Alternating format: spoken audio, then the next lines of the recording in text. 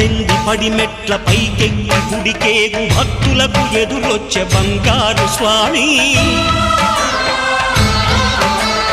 ఇరుముడులు స్పృశించి శుభమనుచు దీవించి జన బృందముల చేరే జగమేలు స్వామి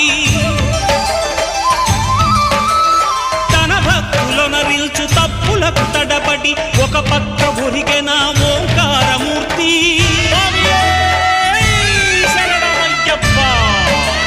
స్వాములందరూ తనకు సాయము కాగా ధీమంతుడై లేచే ఆ కన్య స్వామి పట్టబంధము వీడి భక్తతతికై